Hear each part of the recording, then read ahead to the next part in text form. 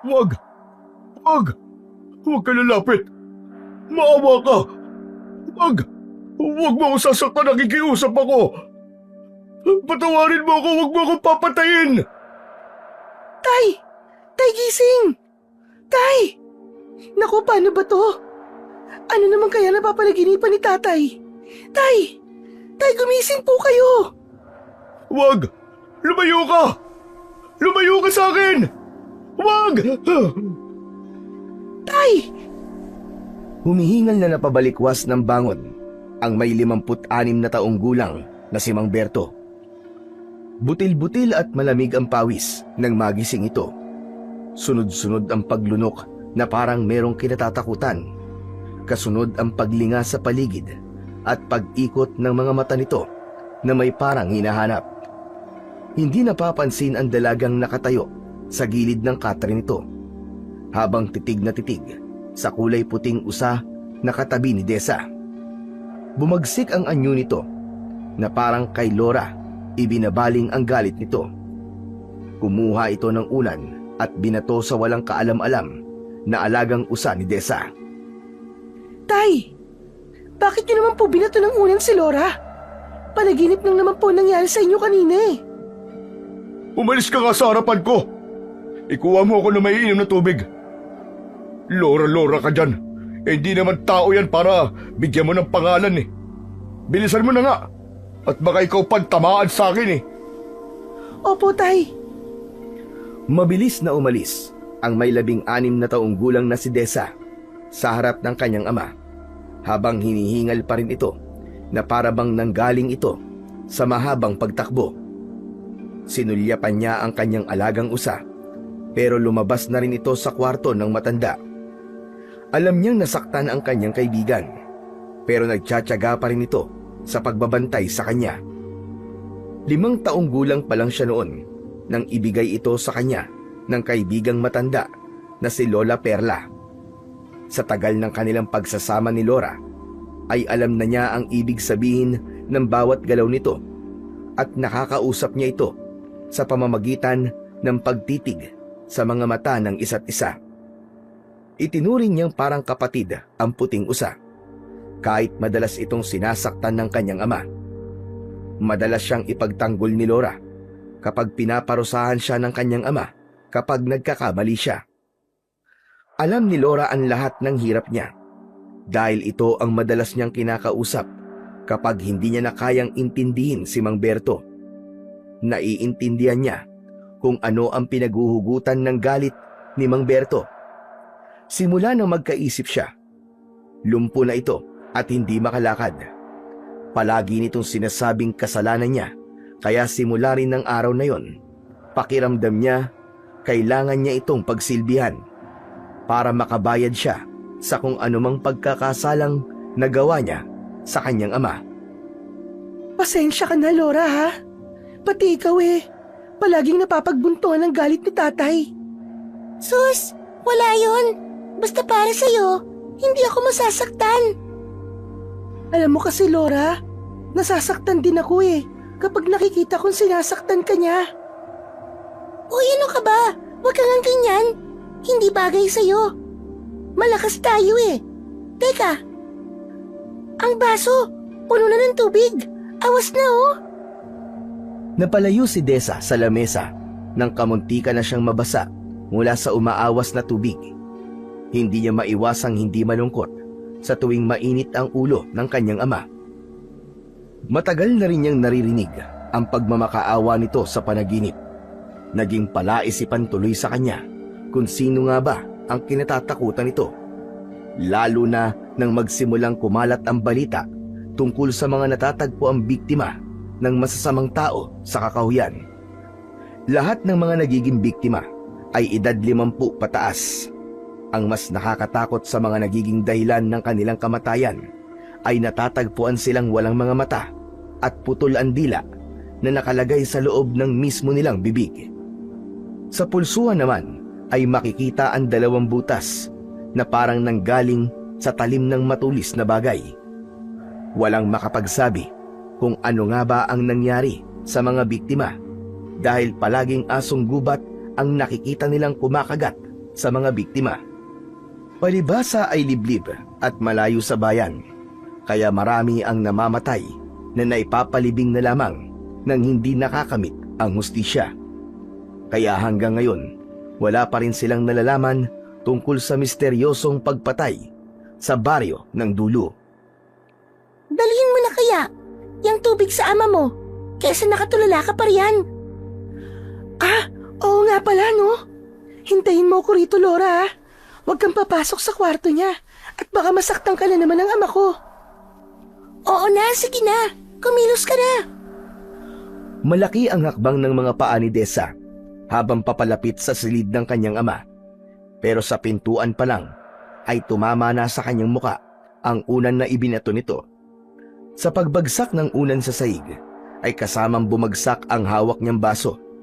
Kumalat ang tubig, pati na ang bubog na ang ilan pa ay tumama sa kanyang paa. Bumaon ang basag na bubog sa kanyang laman. Ramdam na ramdam niya ang mahapding paa na sugatan. Napapangiwi ang muka at naluluwa siyang napatingin sa kanyang ama. Tay, bakit naman po? Lintik ka! Nagtatanong ka pa kung bakit? Bakit nagtagal-tagal mo kumuha ng tubig? Pasensya na po, Tay. Pasensya.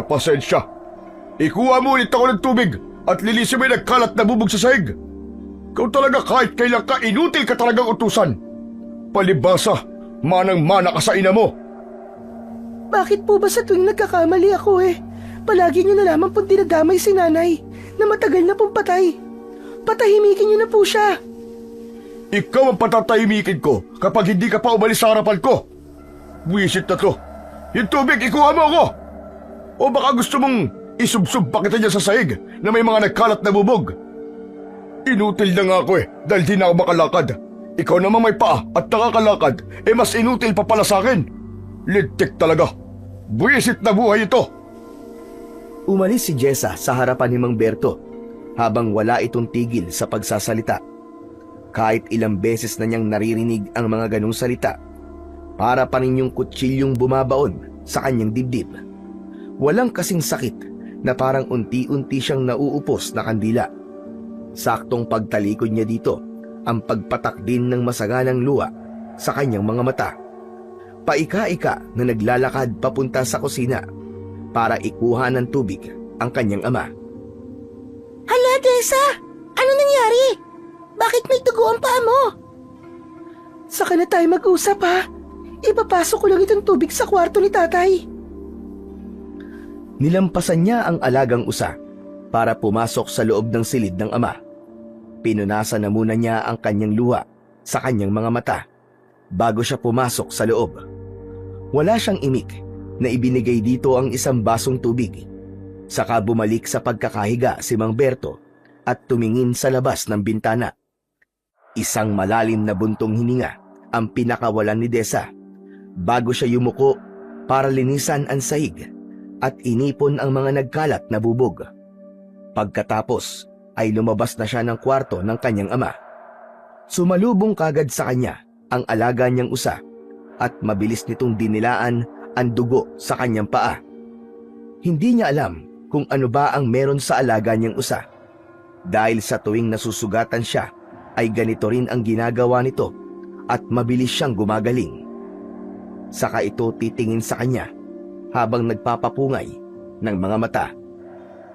Salamat, Laura ha. Siguro kung wala ka matagal na akong sumuko. Siyempre naman. Sanggandikit tayo, diba? Sabi ko nga sa sarili ko, grabe ang mga pinagdaanan mo. Kaya pinapangako ko, walang iwanan hanggang sa huli. Hanggang sa huli ng buhay ko, magkasama tayo. Sus, ayoko na mga ganyang usapan. Ano ka ba naman, Laura? Hindi ka mamamatay, no? Dito ka lang sa tabi ko. Tara na nga, pupuntahan pa natin si Lola Perla. Naku, Tessa, huwag ka na palang pumunta sa matandang yun. Pati ako pinagsasanay niya mga aso. Makamala pa ako na mababangis na hayop sa gubat. Bakit mo naman nasabi yun? Ayaw mo ba matuto makipaglaban para ipagtanggol ang sarili mo laban sa mga aso gubat? Saka nangako ka, hindi ba? Walang iwanan hanggang sa huli. Hindi ka ba masayang halos lahat ng mababangis na hayop sa gubat natatakot sa'yo? Sa naman hindi sila natatakot sa akin. Sa'yo sila natatakot. Ang husay-husay mo kasi gumamit ng pana. Magsasalita pa sana si Desa nang biglang sumigaw si Mang Berto. Naiingayan ito sa boses ni Desa at higit sa lahat, ayaw nitong maririnig na nakikipag-usap siya sa isang usa. Mukha kasi siyang nasisiraan ng ulo kapag kinakausap niya si Laura dahil hindi naman nila naririnig ang boses ng kanyang kaibigan. Siya lang ang nakakaintindi o nakakarinig dito. Kaya kapag may ibang nakakakita sa kanila, hindi niya kinakausap si Laura. At dahil masama na naman ang loob niya, kailangan niyang gumala. Mangangaso siya kasama ang matandang si Lola Perla. Nakatira si Lola Perla sa gitna ng kagubatan. Isa itong albularyang antingera na madalas dinadayo pa ng mga taong may malulubhang karamdaman para lang magpagamot sa matanda. Halos kalahating oras din nilang nilakad ang daan papunta sa bahay ng matanda. Hindi siya nagpaalam sa kanyang ama dahil alam naman niya na hindi rin siya nito papayagan. Mag-uuwi na lang siya ng paborito nitong baboy ramo para hindi siya mapagalitan. Pagdating niya sa bahay ni Lola Perla, nakita niya itong nakaupo sa balkonahe habang pinagmamasdan ang mga tanim na halamang gamot sa malawak nitong bakuran. Lola, kanina pa ba kayo naghihintay? Aba, hindi naman.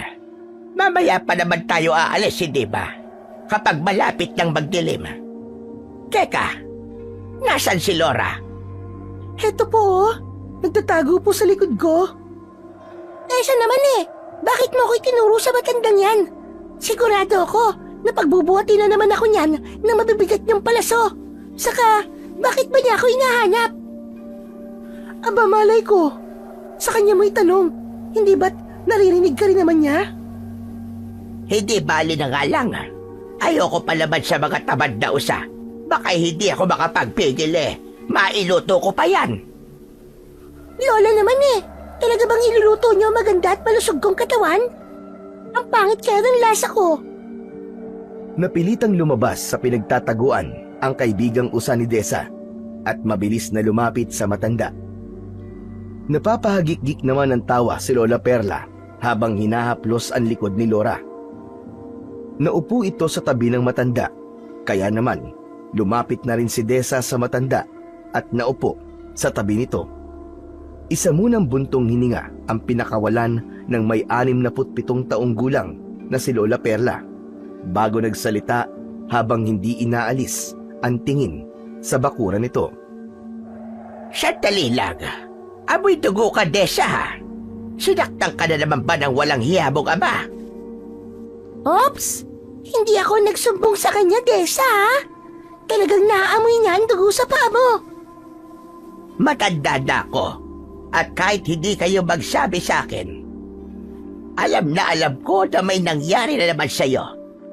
At kapag pumupunta ka rito, alam kong masama na naman ang loob mo kay Berto. Ay, nako. Talagang hindi na siya magbabago. Lola, bakit ganun po si tatay? Kapag nakikita niya po ako, palagi po siyang galit sa akin at nakabulyaw. Ginising ko lang naman po siya kanina Napapadalas na po kasi ang mga panaginip niya. Hindi ko po maintindihan, Lola. Huwag mo na lamang pansinin ang iyong ama. Intindihin mo na lamang siya. Siguro nasusura na rin siya sa buhay niya. Kaya siya nagkakaganon. Pero hanggang kailan, Lola? Palagi na lang po niya akong sinasaktan, katulad na lang po ngayon.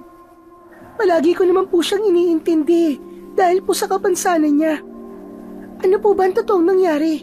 At nagkaganon siya, Lola? Nagkamali kami noon sa isang tao. Pinaratakan namin ng kung ano-ano. Lumaban, gumanti sa amin, at sa sobrang galit ng biktima, hindi sinasadyang tinamaan ng palo ng kahoy ang tuhod ni Berto. Kaya't simula noon, hindi na siya nakalakad pa. Isang pagkakamaling pilit naming itinatama. Pero huli na ang lahat, Hindi pa ito tamang panahon para malaman mo tungkol sa nangyari sa kanya. Ang mahalaga ngayon, buhay ka. Kahit papano nakagawa kami ng kabutihan sa kabila ng nagawa naming kasalanan. Ganyan din po, Lola, ang naririnig ko kay tatay. Galit na galit siya sa taong gumawa sa kanya nun.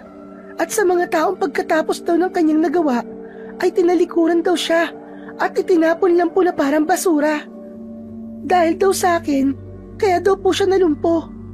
Kaya pakiramdam ko po, Lola, mayroon po ako nagawang pagkakamali sa kanya na dapat ko pong pagbayaran habang buhay. Ano ka ba, Desa? Wala kang kasalanan. Huwag kang mag-isip ng ganyan. Oo nga naman, Desa. Ilang beses ko ba't sasabihin sa'yo na wala kang kasalanan? Tumigil ka nga dyan, Laura. Usapang pagtao ito, hindi pang-usa. Ay, grabe siya. Ang sungit naman. Parang nagsasalita lang eh. Nagtampo ka naman kagad. Nagbibiro lang si Lola. Oo nga naman, Laura. Nagbibiro lamang ako. Lola, parang gusto ko nang sumuko. Pakiramdam ko tuloy. Ang sama-sama kong anak. Desa, iha. Saan mo ba hinuhugot ang kaisipang yan? Ang mahalaga, lumaki kang mabuting tao. Busila kang iyong puso at mapagmahal na anak. Pero paano po kung maging masama ko, Lola? May mga pagkakataon po na napapansin ko na parang naiiba po ako sa lahat. Hindi ko po maipaliwanag ang nararamdaman ko sa tuwing nagagalit ako at nakakakita ng dugo. Bakit mo naman nasabi yan, iha? Kasi po, kapag nanguhuli po ako ng baboy ramo at mga bayawak sa gubat, para bang pakiramdam ko, bigla po ako nauuhaw. Talaga namang nauuhaw ka kapag napapagod eh. Ikaw lang ang nag-iisip ng ganyan, Desa.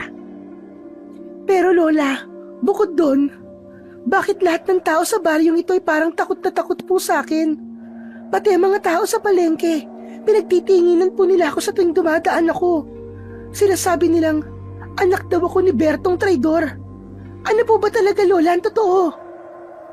Huwag mo na silang pansinin, Desa. Wala silang ambag sa buhay mo. Walang mali sa pagkatao mo. At hindi ka anak ng isang traidor. Ang mabuti pa mga aso na lamang tayo para malibang ka. Huwag na po. Huwag niyo na pong ilihis ang usapan, Lola. Alam ko naman po na hindi niyo rin sasagutin ang tanong ko. Sa ako mga ngaso naman tayo, mukhang di na po niyo kayang gumamit ng pana eh. Nakakatakot po magsama ng matanda na ang takbo ay parang lakad lang ng bata. Abat, nabuhong batang ito Patutunayan ko sa iyong may asim pa ang lola mo. Malakas pa ito sa kalabaw. Paano naman ako? Ayoko naman mag-isa sa bahay na to. Di sumama ka. Bantay ka namin sa mga aswang. Dahil sa naging biro ni Lola Perla kay Laura, ay pansamantalang nakalimutan ni Desa ang tungkol sa kanyang ama. Inihanda nila ang mga gagamitin para mangaso, lalo na ang pana. Kasama si Laura na ito pa ang nagdala ng basket na paglalagyan ng palaso ni Desa.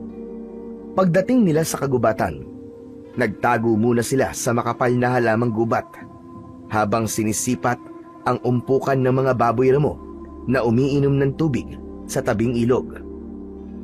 Lola, manood ka. Kung paano ko patamaan ang batik-batik na baboy ramo sa kanyang noo. O sige nga, nang makita ko kung gaano ka kahusay sa paggamit ng pana. Manood kayo, Lola. Siguradong pang-ulam na ito ni tatay. Bilisan mo na at baka babayay, baka wala pa yan. Teka, saan na nga ba si Laura? Tinipat ni Desa ang baboy ramo, saka hinila niya ang tali ng kanyang pana. Pinakawalan niya ang palaso sa ere at tumama yon sa noo ng batik-batik na baboy ramo. Napatalon sa tuwa ang kadarating pa lang na si Laura. Si Lola Perla naman ay napapapalakpak pa nang makita nitong bumagsak ang baboy ramo. Lalapitan sana nila ito nang bigla silang makarinig ng iyakan ng mga tao sa kanilang likuran Isang grupo yon ng mga kalalakihan na tinatahak ang daan papunta sa bahay ni Lola Perla.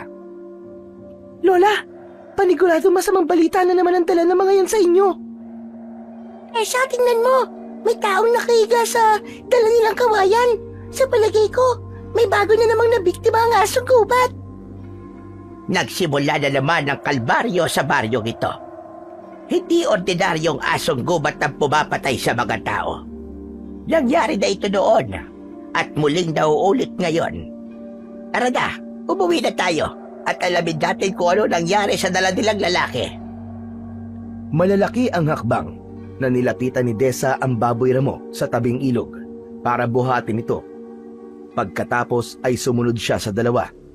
Habang dala niya ang katawan ng baboy, umaagos ang dugo nito sa kanyang balikat. Biglang sumakit ang kanyang tiyan. Naramdaman niya ang uhaw na parang nagugutom siya sa amoy ng dugo. Kasunod ang pagbaliktad ng kanyang sikmura. Akma na sana siyang mapapasuka nang biglang lumapit sa kanya si Lola Perla at may hinubad itong suot na singsing. Pagkatapos ay isinuot sa kanyang daliri sa kaliwa niyang kamay. Parang nagdahilan na biglang nawala ang masama niyang pakiramdam. Nagtatakaman ay naramdaman na lang niya ang pagpisil ng matanda sa balikat niya bago nila ipinagpatuloy ang paglalakad. Habang naglalakad sila at tinatahak ang daan pauwi, biglang nagsalita si Desa. Lola, bakit ang bait-bait niyo po sa akin? Kahit hindi niyo naman po ako tunay na apo. Saka, para saan po tong singsing na isinuot niyo sa akin? Doon ko na labang sa bahay ipapaliwanag. Saka kahit hindi naman kita kadugo, hindi ibig sabihin nun na hindi na kita pwedeng ituring na apo. Ikaw naman, Laura, sige na. Sundan mo na mga taong yon. Mauna ka na maglakad. Hay nako, palagi naman eh. Iiling-iling na napatawa si Desa sa sinabing yun ni Laura. Nagpatiuna sa paglalakad ang alagang usa ni Desa, habang pagewang-gewang ang likod na parang inaasar pa si Lola Perla. Nakangiti naman na hinampas ni Lola Perla ng hawak nitong palaso ang puwet ng usa. Kaya't napatakbo ito ng mabilis habang maliksing nagpalipat-lipat ng pagtago sa bawat punong madadaanan nito. Habang tumatagal naman, Lola, alam kong mahal niyo po ko. Si Tatay Berto po ba? Anak po ba talaga niya ako?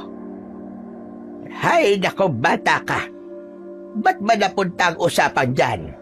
Saan mo ba nakukuha ang mga tanong na yan? Wala po. Bigla na lang pong pumasok sa isip ko. Malupit po kasi si tatay sa akin eh. Samantalang kayo, na hindi ko naman po kadugo, ay napakabait po sa akin at mahal na mahal ako. Hay nako, ako na nga magdadala ng baboy ramo kung ano-ano na kasi lumalabas sa bibig mo. Basta para sa akin, apo kita at mahal kita. Wala na akong ibang pamilya. Ikaw lang ang nag-iisa kong apo. Kaya kung ano man ang tumatakbo sa isip mo, ang may mabuti pang kalimutan mo na lang yan. Kahit po ba? Tama na, Desa. Hindi na natin ito pag-uusapan, hane. Bilisan mo maglakad para makauwi ka na sa inyo at mailuto na ang baboy na ito. Pagdating nila sa bahay ng matanda, ay naroroon na nga ang mga tao. Nakaupo naman si Laura sa harap ng nakahigang lalaki na may taklob ng kulay puting kumot sa katawan. Umiiyak ang isang matandang babae habang walang tigil sa pagpunas ng mga luha sa pisngi. Nilapitan ni Desa ang babae at sinulyapan niya ang bangkay ng isang lalaki. Halos manlaki ang kanyang mga mata nang makita ang itsura nito. Butas ang mga mata, nakabuka ang bibig na merong putol na dila sa loob. At dahil sa kalunos-lunos na sinapit ng biktima, hindi niya na ito matagalang tignan. Ilang beses na siyang nakakita ng ganong mga itsura ng pagkamatay, pero talagang tumataas pa rin ang balahibo niya sa katawan. Abay, ano pa nga ba magagawa ko sa namatay mong asawa, Adela? Hindi ko na siya magagamot. Bakit niyo pa dinala ang bangkay niya dito? Muling napahagulgol ng iyak ang matandang babae. Ikinuwento nito ang nangyari sa asawa. Kumakain daw sila ng agahan nang bigla raw pumasok ang asong gubat. Kulay itim raw na may puting balahibo sa noo. Bigla raw nitong kinagat sa pulsuhan ng asawa. Nung umalis daw ang asong gubat, ay bigla na lamang daw dinukot ng kanyang asawa ang sarili nitong mga mata at kinagat ang sariling dila. Sa harap pa raw ng mga anak nito. Ano yun, Lola? May ganun po bang epekto ang kagat ng isang asong gubat? Diyos ko, kung ganon, nagsisimula na namang maghasik ng lagim ang mga bandukot. Ha? Ano pong bandukot, Lola? Sila ang mga nilalang na may kakayahang mag-utos sa tao gamit ang kanilang kagat sa pulsuhan. Sinisip-sip nila ang dugo ng biktima para ito na mismo ang pumatay sa kanilang sarili. Kapag nakagat ka ng aswang na bandukot, kailangan maitali kagad ng mga kamay mo at pakagatin ka ng kahoy sa bibig para hindi mo masaktan ang iyong sarili. Tumatagal lang yon ng 10 minuto. Napataklog ng palad sa sariling bibig si Desa nang marinig niya ang mga sinabi ni Lola Perla. Si Lora naman ay napatingin sa biktimang nakahiga sa balkonahe ng matanda. Napuno ng takot ang mukha ng mga taong naroroon dahil hindi sila makapaniwalang bumalik na ulit ang pambibiktima ng mga aswang sa kanilang baryo. Nakakatakot naman po pala yun, Lola. Sino naman po kaya ang gagawa nun? Brutal po siyang pumapatay. Saka parang nawawala raw po sa sarili ang mga biktima. Pambihirang asong gubat yan. Dapat pala, mag-ingat kami ni Lora. Albularyang antingera kayo, Lola. Hindi po ba niyo kayang labanan ng aswang na yun? Dapat, mapigilan po sila sa pag-aasik nila ng lagim. Dahil hindi sila ordinaryong mga aswang, Desa, dumating na ang araw ng kinatatakutan ko. Ang unti-unting ubusin ng mga bandukot ang mga tao rito. At dahil wala nang magagawa pang tulong si Lola Perla sa biktima, binuhat na muli ng mga tao ang katawan ng lalaki pababa sa bayan. Nang mawala na ang mga ito sa kanilang harapan, ay saka muling ipinagpatuloy ng matanda ang pagkikwento tungkol sa mga aswang na bandukot. Wala pang nakakatalo sa mga bandukot.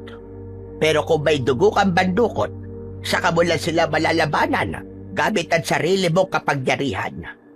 Ang mabuti pa ay umuwi ka na nga, Desa. Ingatan mo ang singsing na yan. Kanina ko pa nga po gustong magtanong sa inyo kung para saan pong singsing na ito. Yan ay ang mutya ng usa.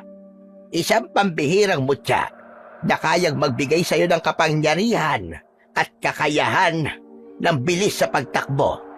Tataglayin mo rin ang katangian ng isang usa. Kasama sa mutyang yan ay ang kakayahang makipag-usap sa usa nang hindi mo na kailangan tumingin sa kanyang mga mata. Ay, bongga ka dyan, Desa. Biruin mo, hindi mo na ako kailangan titigan sa mga mata. Nakakasawa na rin kasi ang mukha mo kapag kinakausap mo ko Hala, totoo nga, Lola. Hindi ko po tinitignan si Lora Naririnig ko pa rin po ang boses niya. Talaga po palang isa kayong antingera. Teka, Lola, bakit niyo po ba ito binibigay sa akin? Dahil ikaw talaga ang totoong nagmamayari yan, Desa. Ingatan mo ang singsing na yan, lalo na ngayong nanganganib ang buhay mo. Huwag kang mag-alala dahil tutulungan ka ng iyong gabay mo tiya na si Lora. Teka po, hindi ko po maintindihan ang sinasabi niyo. Ano po bang gabay mo tiya ang sinasabi niyo, Lola? Saka bakit po ako nasa panganib? Si Lora ay matagal mo ng gabay dahil ikaw talaga ang may-ari ng singsing. Pag-aari ng iyong ina ang singsing na yan bago siya pinatay ng aswang. Hindi ito dapat sa akin maggaling. Pero apo, ito na ang araw na kinatatakutan namin lahat. Ang harapin ang mga nagawa naming kasalanan sa taong naghihiganti ngayon sa mga tao. Dahil marami kayong tinatago sa akin, Lola, hindi ko tuloy alam kung paniniwalaan ko pa ang mga sinasabi niyo sa akin. Bakit may naghihiganti? Hindi ko kayo maintindihan Lalo na sinasabi niyo tungkol kay Lora. Tessa, Patawarin mo ako kung di ko sa'yo sinabi ang totoo tungkol sa aking pagkatao. Huwag ka sana magagalit sa akin. Pero totoong nakakapagsalita ko dahil isa akong gabay na usa laban sa mga aswang na bandukot. Binabantayan kita dahil nanganganib ang buhay mo sa pinuno ng mga aswang. Maaaring gamitin ka niya laban sa iyong ama. Balang araw ay maitatama ko rin ang pagkakamali na gawa namin doon. Ngayon nagsisimula na siya sa kanyang paghihiganti. Marami ang mananagot sa kanyang paniningil. Hindi naman po ako galit sa inyo, Lola eh. Nabigla lamang po ako. Masama man po magparatang pero nagsimula po kasi ang patayan sa baryong ito magmula po nang dumating ang pulubing si Tikbo. Ako lang po nagpangalan sa kanya kasi hindi siya nagsasalita. Tapos mukha din po siyang ermitanyo. Pero isa po siyang pulubing palaboy na palagi ko nakikitang nakikinig sa usapan ng mga tao. At kung nasa ng biktima, naroroon din po siya. Pulubi lamang siyang walang kinalaman sa mga nangyayari sa baryong ito. Kaya huwag kang magbibintang ng tao hanggat hindi mo napapatunayang may kinalaman nga siya. Minsan na kaming nagkamali noon. Huwag na sanang maulit ngayon. Tara na ka, at baka mapagalitan ka na naman ng tatay mo. Kailangan mo nang umuwi. Kailan po ba natuwa sa akin si tatay? Palagi naman po siyang galit sa akin eh. Kaya sanay na po ako. Sinamahan ni Lola Perla si Desa para umuwi sa kanilang bahay. Kasama si Lora na naunang naglakad papunta sa kanila. Pero napako ang paningin ng dalaga sa nakatayong matandang lalaki sa tapat ng tindahan ni Kakang Tereng. Tila naghihintay ito sa mga taong umiinom ng soft drinks habang hinahaplos-saplos ang mahaba nitong balbas. Lola, nakikita niyo po ba ang lalaking nasa tindahan ni Kakang Tereng? Kita niyo? Sinasaid ng lalaki ang mga tirang pagkain na naiwan ng mga bumibili. Pati po yung natirang soft drinks. Siya po yung sinasabi kong si Tikbo. Yung kinikwento ko po sa inyo kanina. Matagal ko nang nakikita ang lalaki yan dito sa ating lugar. Pero tahimik lang naman siya at hindi naman nananakit. Siya ba sinasabi mong Tikbo? Oo nga po. Madalas ko siya dala ng tinapay o di kaya tirang pagkain namin ni tatay. Marami po kasi mga pagkain pinupulot niya eh. Tama lang naman na maging mabuti ka sa tao. Kawawa kasi ang mga taong nasisiraan ng ulo. Malay mo, kung dahil sa mga pinagdaanan niya sa buhay kaya siya nagkaganyan. Wala naman ako nakikitang kakaiba sa kanya. Tara na nga at umalis na tayo. Madalas ko po nakikita si Tikbo sa tindahan at sa lumang kubo, sa sunog na bahay sa gitnang kakahuyan. Napatigil sa pagakbang si Lola Perla nang marinig nito ang huling sinabi ni Desa. Napasulyap ito sa gawin ng lalaki at nagtatakang napalipat ang tingin sa mukha ng dalaga. Nakita ni Desa ang pagbakas ng takot at pag-aalala sa mukha ng matanda pero hindi ito nagsalita. Sa halip ay ipinagpatuloy na lamang nito ang paglalakad. Hindi nila tuloy napansin na malapit nang dumilim ang paligid. Kaya nang makarating sila sa gitnang kakahuyan, ay naramdaman niya ang malamig na simoy ng hangin. Parang ang gaan ng kanyang pakiramdam. Nagsimula yun nang mapasakamay niya ang singsing ng matanda. Maya-maya pa ay nakita niyang tumatakbong pabalik sa kanilang kinaroroonan ang alaga niyang usa na si Lora. Bilisan niyo! Bilisan niyo! Magtago kayo! Bakit? Ano nangyayari, Lora? Dalihan niyo! Dito tayo, dali! Magtago tayo! Teka, ano ba nangyayari, Lora? Halos kagatin ni Lora ang damit ni na Lola Perla at Desa para lamang makapagtago sa makapal na halaman. Ilang sandali ang lumipas ay bigla silang nakarinig ng mga huni ng mga ibong na bulabog sa pagkakahapon sa sanga ng mga punong kahoy. Kasunod ang paglitaw ng isang lalaking matangkad na may nakataklob na pulang tela sa buong katawan. Sa likod nito ay ang mga asong ligaw na mapupula ang mga mata. Nagpalinga-linga ang lalaki sa paligid. Nakakatakot ang anyo nito, nakahawig ng isang taong lobo. Mahaba ang mga pangil at mahaba rin ang dila. Ganon din ang matutulis nitong mga kuko na parang kasing talas ng tari ng manok. Napasinghap sa pag-aalala si Desa. Nang direkta itong tumingin sa kanilang pinagtataguan, doon niya rin nalaman na malakas ang pakiramdam ng nilalang na yon. Lola, nakita niya tayo. Aba, hindi maaari ito. Naputol ang mga sasabihin sana ni Lola Perla kay Desa nang biglang umihip ang malakas na hangin. Umaalingasaw ang mabahong amoy ng nabubulok na laman ng hayop. Lumabas sa pinagtataguan sina Lola Perla at Desa. Kasunod ang biglang pagsasalita ng lalaking pinuno ng mga asong gubat. Baka sa boses nito ang matinding galit. Hindi rin maitatago ang takot sa muka ni na Lora at Lola Perla. Habang nakatingin sa lalaking nakatayo sa kanilang harapan, kung hindi siya nagkakamali, ito ang pinuno ng mga aswang na bandukot. Sa wakas, nagkita rin tayo. Hindi ka na makakatakas sa akin, Perla. Isko, hindi ako maaaring magkamali. Pamilyar sa akin na ganitong pakiramdam. Pati ang kanyang boses. Rudy, ikaw ba yan? Ang dali mo naman yata makalimot, tanda. Huwag ka magpahalatang natatakot sa akin. Napag-aalata ka tuloy na may nagawa kang kasalanan. Kumusta? Ang tagal nating hindi nagkita. 16 na taon na rin ang lumipas. Magmula na sinira niyo ang buhay ko. Ano pong pinagsasabi niya? Bakit niya kayo kilala? Saka anong kasalanan niyo sa kanya? Tessa, tumakas na tayo! Hindi natin sila kayang labanan! Masyado sila marami! Baka patayin nila tayo! Bakit tayo aalis? Wala akong ginagawang kasalanan sa taong yan! Hindi natin iiwanan si Lola! Tama si Lora, Desa. Umalis na kayo rito at ako na ang bahala sa kanila. Nagbalik siya at kahit itago niya ang kanyang mukha, kilalang-kilala ko pa rin siya. Kung ganon, ikaw ang pumapatay sa mga taga rito, Rudy. Hindi pa rin kayo nagbabago, tanda.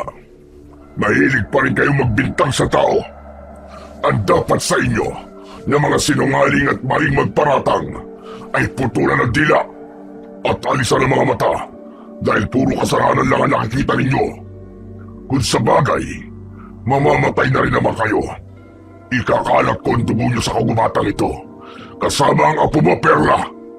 Masyado na matagal ang paghihintay ko para lang maranasan nyo ang sakit na ginawa nyo sa mag-ina ko. Agad na nagpalit uli ng anyo si Mang Rudy at tinanggal ang tela na nakalagay sa kanyang ulo. Nagulat si Desa sa itsura ng lalaki dahil yun si Tikbo, ang pulubing madalas niyang tulungan. Nagpalipat-lipat ang kanyang tingin sa 2 taong nasa harapan niya. Lola! Siya po si Tikbo! Hindi siya si Mang Rudy! Nagkakamali po kayo! Mabait po siya! Hindi siya mabait, Tessa! Kalaban siya! Balak niyang patayin si Lola Perla! Mag-iingat ka sa kanya! Hindi siya totoong pulubi, Desa. Dahil nagpapanggap lang siyang palaboy para makalapit sa iyo. Ito ang balak niya. Ang patayin ka sa harap ko. Siya nga pala ang anak ng hayop na Bertong yon. Humanda siya.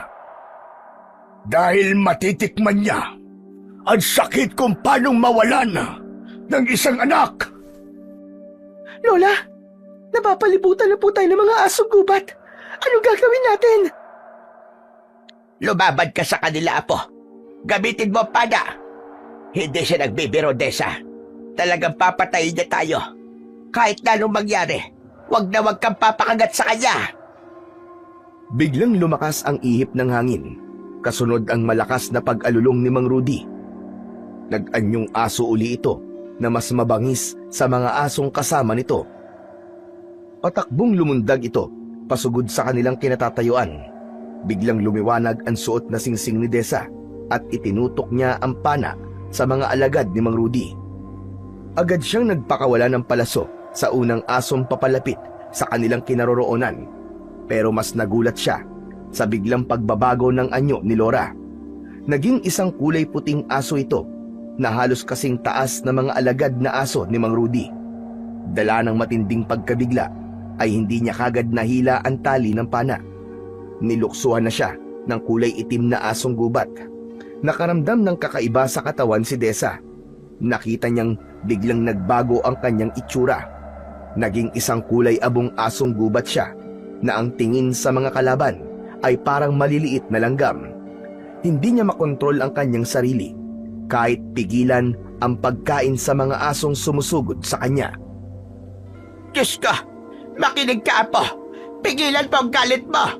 Huwag mong gawin yan. Kahit naririnig ni Desa ang mga sinasabi ni Lola Perla, mas nangibabaw ang pagkahalimaw niya. Idagdag pa ang pagkabigla niya sa mga nangyari. Pareho na sila ni Laura, isang mabangis at malaking asong gubat, nakangising nakaharap sa mga alagad ni Mang Rudy.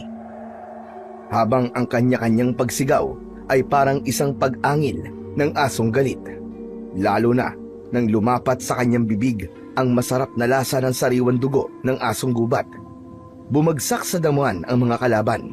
Nagkikikisay ang katawan dahil sa sakit.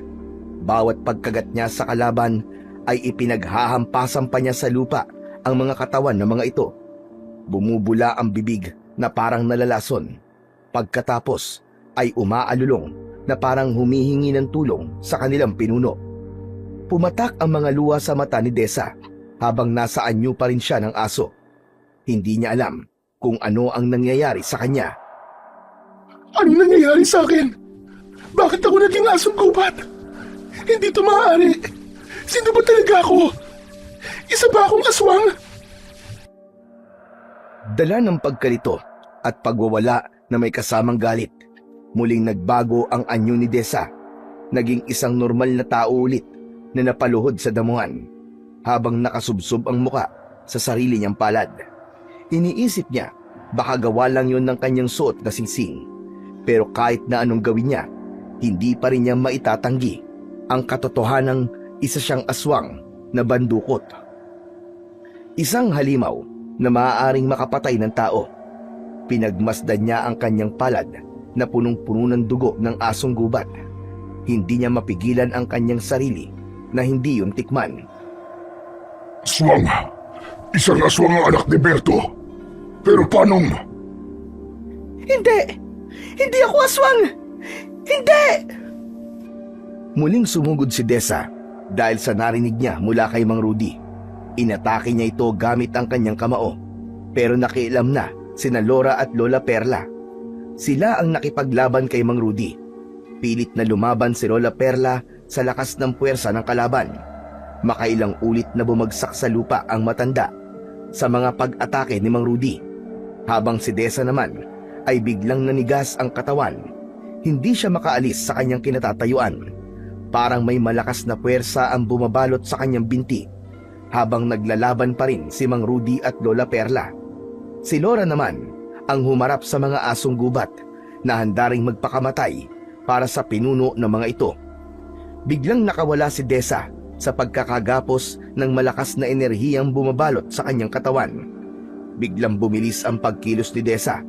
Epekto yon ng mutya ng usa sa kanya. Nilapitan niya si Mang Rudy at pinagsusuntok niya ito sa sikmura. Bumagsak ang lalaki sa lupa kasama ng iba pang mga hayop. Pero mabilis din itong tumayo at umusal ng isang orasyon. Kagad namang kinontra yon ni Lola Perla. Kakaiba ang lakas ng dalagang yan. Mukhang pinaghandaan niyo ang pagbabalik ko. Talagang wala kayong balak na magbayad sa mga buhay na inutang niyo sa akin. Wala ka talagang laban sa mga taong pumapalig sa kabutihan. Ngayon, panoorin mo kung paano ko papaslangin ang mga alaga mong asong walang silbi. Kabutihan, wala kayo nun. Wala kayong karapatang sabihin na nasa panig kayo ng kabutihan. Baka kainin niyo lahat ng mga sinasabi niyo. Hindi ba, Perla? Siguro, puro kasinungalingan ang mga pinagsasabi niyo sa batang ito. Mahimik ka! Tama na, Satsat! Simulan na natin ang laban! Kunin mo itong pana ko, Desa. Patabaan mo sa leeg ang mga asong gubat, Apo! Sa hindi maipaliwanag na dahilan, kitang-kita ni Desa ang kanyang sarili na parang may malakas na liwanag na nanggagaling sa kanyang singsing na bumabalot sa buo niyang katawan, maging ang isang pambihirang maliwanag na usok na kusang nagturo sa kanya kung saan niya patatamaan ang mga kalaban. Habang si Laura naman ay bumalik na sa pagiging isang ordinaryong usa. Pinanood ng mga ito kung paano isa-isang patamaan ni Desa ang mga asong gubat na tumatakbo ng papalayo para tumakas. Bumagsak ang mga ito sa damuhan habang nagkikikisay ang katawan. Bumubula ang bibig na parang nalalason. Saktong itinutok ni Desa ang kanyang pana kay Mang Rudy na hindi niya mapigilan ang abnormal na pagkilos ng kanyang katawan. Paninigas ng kanyang binti at parang may kung anong malakas na puwersa na pumipigil sa kanyang kamay. Kung malakas ka o may dugo ang aswang, wala kang magagawa sa bagsik ng orasyon ko. Ngayon, hindi mo na mapipigilan ang iyong sarili na hindi itutok ang hawak mong pana sa lola mo. Lola! Hindi ko po mapigilan ang mga kamay ko! Laura! Tulungan mo ako! Umikit ka, Desa! Huwag kang tumingin sa mga mata niya! Isa sa mga kapangyarihan ng mga aswang ay ang pagkontrol sa kalaban sa pamamagitan ng pagtitig sa kanilang mga mata. Lumaban ka! Pumikit ka, Desa! Pero iba ang naramdaman ni Desa ng mga oras na yon. Habang nakapikit siya, merong kung anong malakas na puwersang gumapang sa kanyang buong katawan, kasabay ng malakas na liwanag mula sa singsing. Nakawala siya sa enerhiya ng kalaban at nagawa niya itong panain. Kaya lang, nasalo ni Mang Rudy ang palaso, natatama sana sa mukha nito. Kasabay ng paghakbang ni Mang Rudy, ang mabilis na paglapit nito sa kinaroroonan ni Desa. Nahawakan na kagad nito ang kanyang leeg. Umangat ang paa ni Desa sa lupa habang hawak niya ang kamay ni Mang Rudy. Hindi ko alam kung anong ginawa mo't nagawa mo labanan ng aking kapangyarihan. Pero lalaban ka pa rin ba sa akin kapag nalaman mong pinatay ng ama mo ang aking pamilya? Ang kapal ng mukha niyong humarap sa akin. Itiwan mo ang apo ko, hayop ka! Wala siyang kasalanan, Rudy! Huwag mo siya patayin! Wala rin kasalanan sa inyong asawa ko at aking anak. Pero anong ginawa niyo? Pinatay niyo sila. Walang kapatawaran na nagawa niyo sa akin. Buhay ang kinuha niyo, kaya buhay din ang dapat na maging kabayaran. Lola!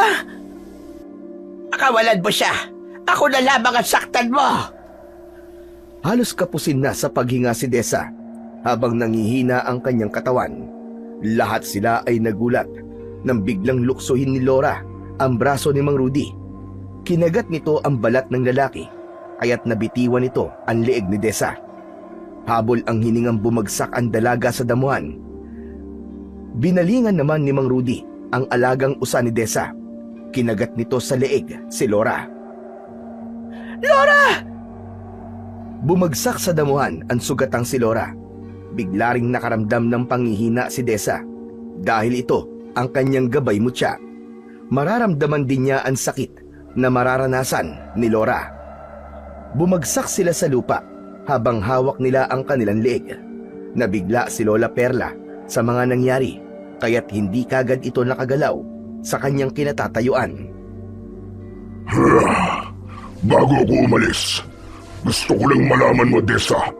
Sobra ako nagpapasalamat sa ginawa mong pagtulong sa akin doon. Kaya pakakawalan mo na kita ngayon.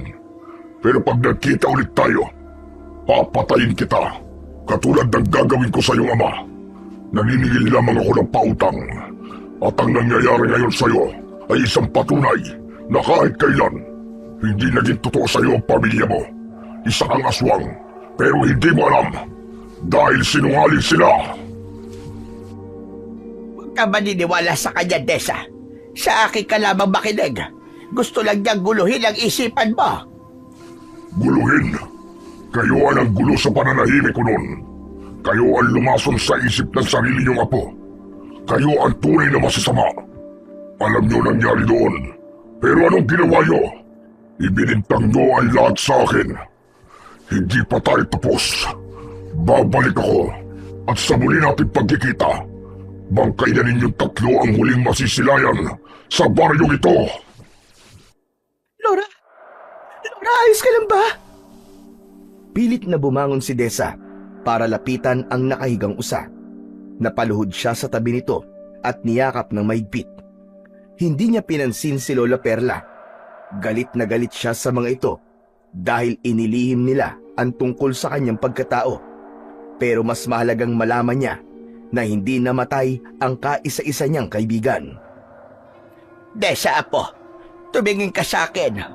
Hindi yun totoo. Maniwala ka. Wala kaming inililihim sa'yo. Huwag niyo po muna akong kausapin. Makinig ka naman, apo. Tumigil kayo! Napaatras ng hakbang si Lola Perla nang makita nito ang biglang pagpula ng mga mata ni Desa. Humaba ang mga pangil ng dalaga at nanginginig ang katawan. Hindi niya halos makontrol ang kanyang galit na parang muli siyang magiging isang asong gubat. Pumikit siya para hindi niya makita ang matanda.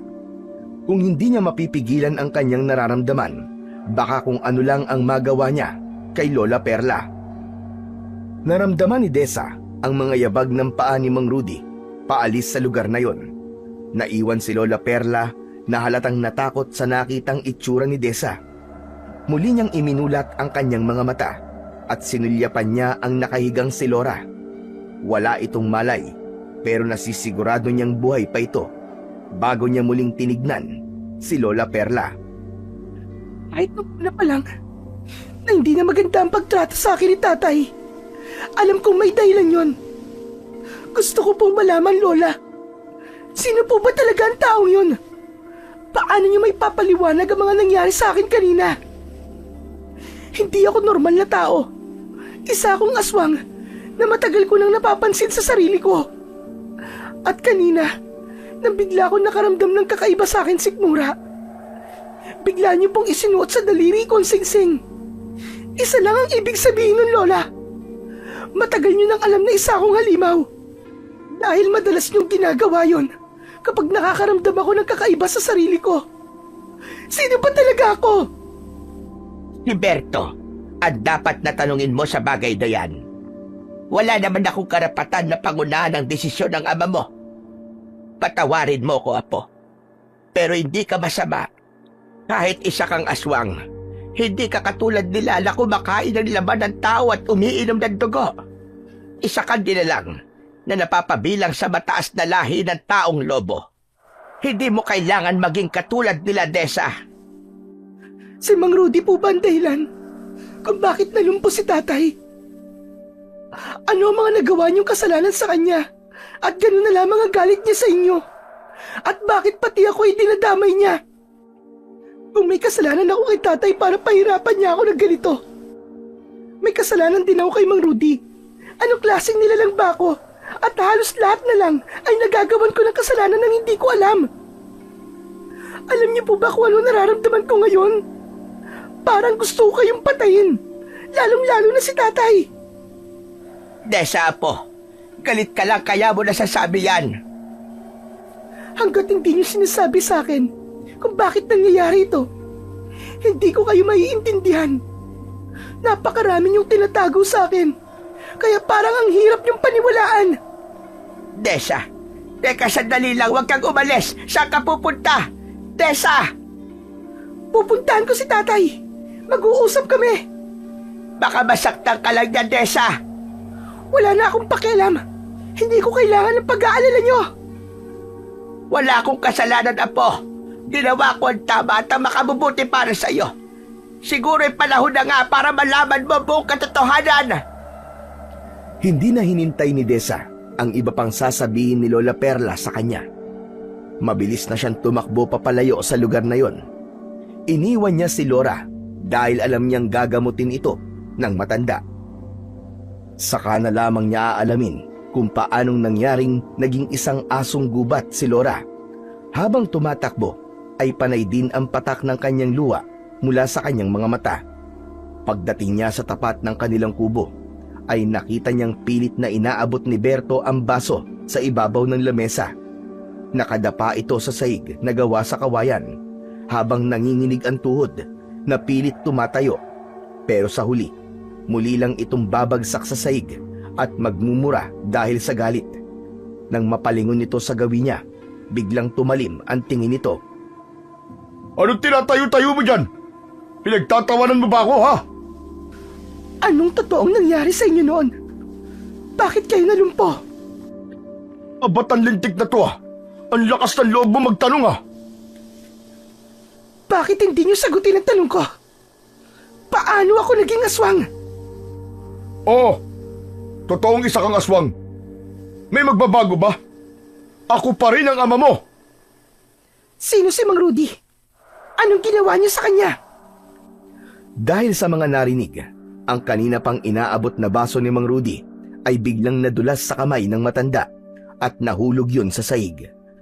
Para itong binuhusan ng yelo sa labis na panginginig ng mga kamay. Naging malikot ang mga mata nito ni hindi makatingin sa kanya ng diretsyo. Paano mo nakilala si Rudy? Nagkaharap kami kanina. Naglaban. At ngayon ay sugatan si Laura. Hindi niyo pa sinasagot ang tanong ko, sino si Mang Rudy? At bakit siya naghihigante? Huwag mo nang alamin kung sino siya. Siya ba ang madalas na laman ng panaginip niyo? Dahil nakagawa kayo ng kasalanan sa kanya? Paano kung sabihin ko sa'yo na siya nga ang madalas na laman ng panaginip ko? May magagawa ka ba? Lalabanan mo ba siya para bigyan ng katarungan ng mga nangyari sa akin? Alam ko na ang totoo. Huwag na kayo magkaila. Kayo nagpapatay sa pamilya niya. Kayo may kasalanan kung bakit nangyari yan sa inyo. Kaya huwag na kayo magpanggap na kayo ang biktima. Alam mo naman pala eh. Bakit nagtatanong ka pa? Wala akong pakialam sa gusto mong paniwalaan. Siya ang totoong kalaban dito, hindi ako. Pero nagawa lang po niya yun dahil pinatay niyo ang pamilya niya. Dahil pamilya sila ng mga aswang. Kaya siguro bumalik na naman ang misteryosong pagpatay sa mga tao rito. Dahil naghihiganti na siya. Siya ang tunay na masama.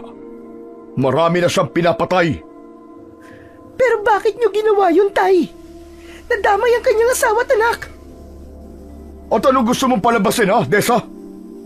Papatayin mo rin ba ako katulad na nangyari sa pamilya niya? Siya ang paniniwalaan mo at kakampihan mo. Wala ka talagang utang na loob. Buong buhay ko, inisip kong kasalanan ko ang lahat kung bakit kayo nalumpo. Kaya pinagbayaran ko kasalanan sinasabi niyo.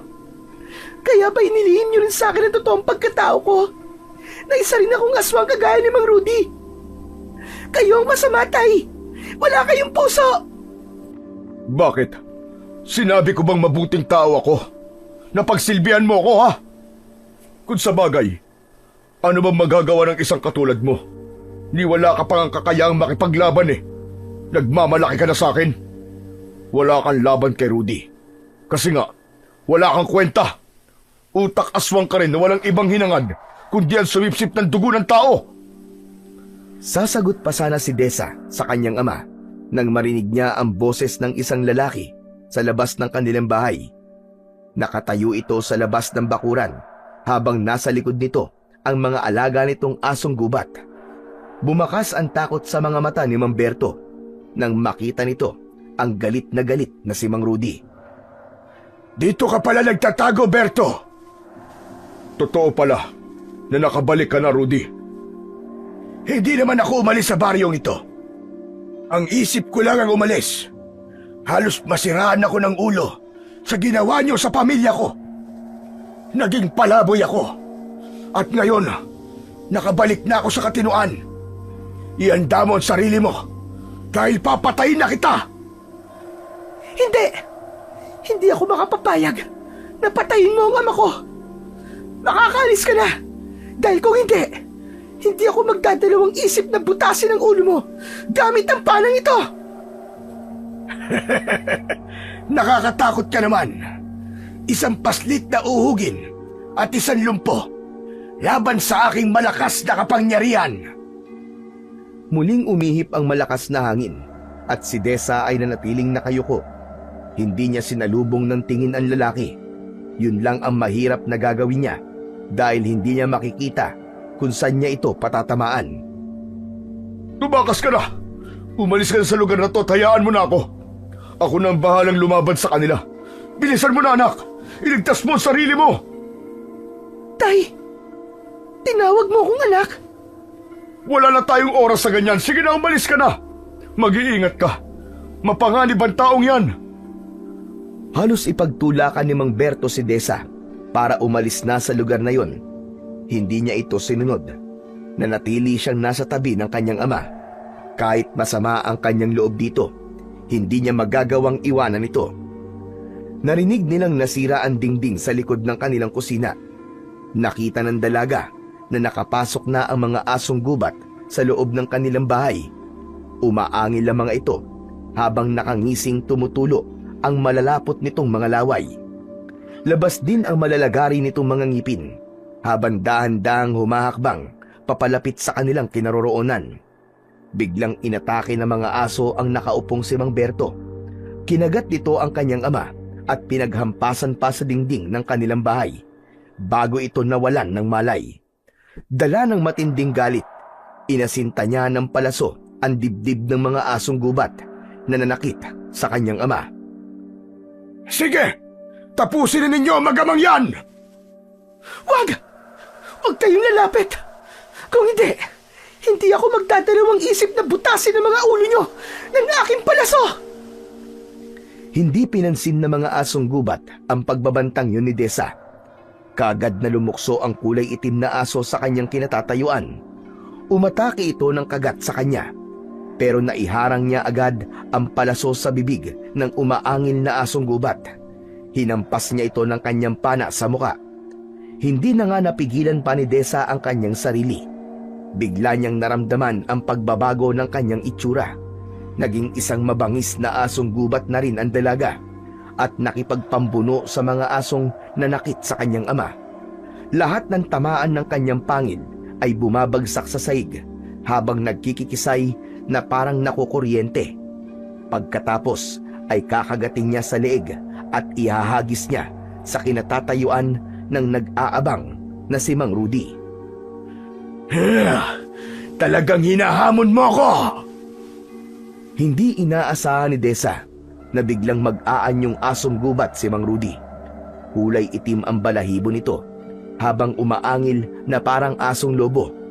Nakangising tumutulo ang malapot nitong laway. Mapupula ang mga matang nakatingin sa mga nagkalat na alagad nito sa lupa. Bumundol ang kaba sa dibdib ni Desa nang makita ang pangil ng kalaban na handa na sanang ikagat sa kanya para umatake. Pero nagulat siya sa pagdating ni Lola Perla kasama si Lora. Merong benda ng tela ang leeg ng gabay niyang usa. Tessa! Kami na ni Lola ang bahala rito! Itakas mo na si Mang Berto! Bilisan mo! Hindi kayo aalis. Tamang-tama. Papatayin ko na kayo ng sabay-sabay. Lora! Kayo ni Lola ang umalis dito! Itakas niyo sa tatay! Bilisan niyo! Hindi kita iiwan, Desa. Kung hindi ka aalis, pareho tayo mamamatay dito. Tama na, Satsat. Simulan na natin ang laban. Hindi na nga nagpaawat ang bawat kampo. Agad silang nagharap sa loob ng bakuran ng bahay ni Mang Berto. Si Desa ang unang sumugod kay Mang Rudy, pero nagkamali siya. Tumalsik ang suot niyang singsing sa lupa. Sakto yon ng pagtama ng kuko nito sa dibdib ni Desa. Mabilis na nagbalik ang anyo ni Desa. Bumagsak siya sa damuhan habang ramdam na ramdam niya ang masakit na sugat sa kanyang dibdib. Masyado mo minaliit ang aking kakayahan. Alam mo bang, habang sinusunog ng ama mo ang bahay ng pamilya ko, ay parang ako mababaliw sa sobrang galit. Gagawin ko rin ito sa'yo, sa harapan mismo ng lumpo mong ama. Siguro naman, magpapaalam ka na ngayon sa iyong mahal na ama. Ipapakita ko sa kanya kung paano kitang papatayin dahil gusto kong maramdaman niya kung gaano kasakit ang makitang unti-unti kitang sinusunog sa harapan niya. Pero bago yon, itutusok ko muna itong palaso sa mga hita mo para ramdam na ramdam mo ang sakit. Hindi ka magtatagumpay. Siguro, may dahilan kung bakit pinatay ang pamilya mo. Dahil masama ka nilalang. Mas maganda kung ikaw na lang kaya ang sumaksak sa iyong ama at pagkatapos ay sa sarili mo. Ano kaya mas maganda? Hindi ba't ganun ang ginagawa ng sinasabi mong masamang nilalang?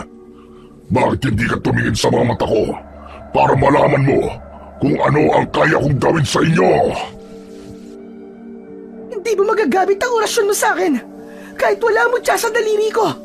Kapag nakatayo ako rito, ako mismo ang papatay sa'yo. Sige nga, subukan nga natin. Bumangon si Desa para labanan ang nakatayong si Mang Rudy. Binigwasan niya ito kagad ng suntok sa muka, ni hindi nito ininda ang kanyang kamao. Walang lakas ang kanyang katawan para pabagsakin ito. Dahil sa nawala ang kanyang mutya, tinulungan siya ni Laura nang bigla nitong nilukso si Mang Rudy. Sinalubong naman ito ng kagat sa leeg si Laura. Bumagsak sa damuhan ang kanyang gabay mutya. Bago bumaling sa kanya si Mang Rudy at gumanti ng suntok sa kanyang sikmura, pasadsad siyang bumagsak sa lupa. Mabilis naman na tumayo si Desa para makipagtitigan kay Mang Rudy. Bigla niya itong natalo at hindi na ito makagalaw sa kinatatayuan. Hindi ko mapigilan ang sarili ko. Ano nangyayari sa akin? Sino ka bang bata ka? Anong klaseng orasyon ang ginamit mo sa akin? Nagkakamali ka. Wala akong ginamit na orasyon sa'yo. Nilabanan ko lang ang lakas ng kapangyarihan mo. Kung kauri kita, may kakayahan din ako ng katulad na sa'yo. Hindi! Hindi ito maaari! Akma na sana niyang lalapitan si Mang Rudy para sana saksakin gamit ang kanyang palaso. Pero humarang si Lola Perla at bigla siya nitong pinigilan. Wag! Wag, Desa! Wag kang papatay! Hindi mo kailangan maging masamang aswang! Parang natauhan si Desa sa mga sinabi ni Lola Perla. Dahil sa paggamit niya ng lakas, ay bigla siyang nanghina. Napaupo si Desa sa damuhan. Nanginginig ang kanyang tuhod na napahawak siya sa kamay ni Lola Perla. Muli niyang sinulyapan si Mang Rudy. Bakas sa mukha nito ang pagtataka nang maramdaman nito ang pagkawala ng malakas na enerhiyang nanggagaling kay Desa. Umalis ka na rito, Rudy. Itigil mo na ang kalokohan mo tungkol sa paghihigante. Sumagot naman kagad si Mang Rudy na noon ay nagbalik na sa anyong tao. Sino ang babaeng yan? Anak ba talaga siya ni Berto? Makakaalis ka na at wag ka na babalik dito. Babalik pa rin ako at gagawin ko kay Berto kung ano ginawa niya sa akin. Kasama ng mga alagad ni Mang Rudy ay umalis na ito sa harapan nila. Naglaho ang mga ito sa madilim na bahagi ng kakahuyan. Hindi naman alam ni Desa kung ano ang ibig sabihin ng nararamdaman niya ng mga sandaling yon. Magagawa na sana niyang mapatay si Mang Rudy, pero hindi niya magawa. Para bang tumututol ang isip niya na patayin ito. Parang nararamdaman ng puso niya na hindi masamang tao si Mang Rudy. Lumapit sa kanya si Laura at nakita niyang nasa bibig nito ang singsing. Natatandaan niyang nahulog ito sa damuhan at ngayon ay muling nakuha ng kanyang gabay mutya. Iniabot nito ang mutya ng usa sa kanya bago niya isinuot yon sa kanyang daliri. Bigla niyang naalala ang kanyang amang nawalan ng malay na nasa sahig ng kanilang bahay. Lola, si tatay po nasugatan siya sa ulo kanina.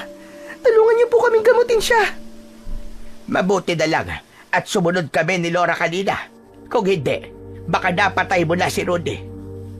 Sana, Desa, hindi na maulit ito. Huwag ka nang magpapadala sa galit mo. Bakit hindi ako magagalit, Lola?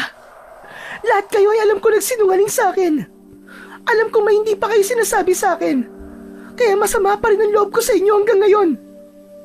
Naiintindihan kita, Desa. Pasensya ka na. Sige, titignan ko ang tatay mo kung gaano kalala ang sugat niya. Ayos ka lang ba, Desa? Oo, pasensya ka na, Laura. Hindi kita naligtas kanina.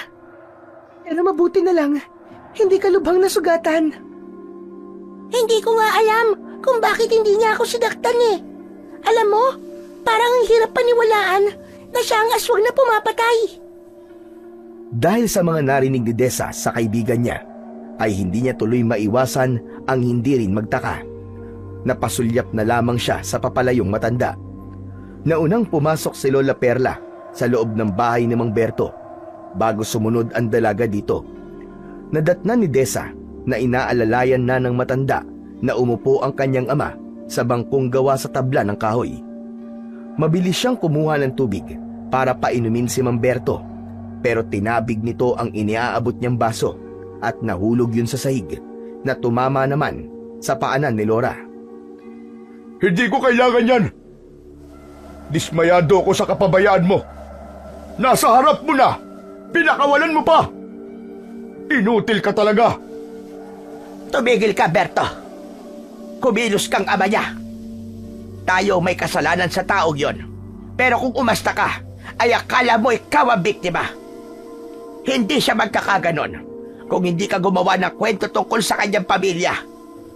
Ngayong sinisingil na tayo sa mga nagawa nating kasalanan sa kanya. Bakit hindi na lang tayo humingi ng tawad?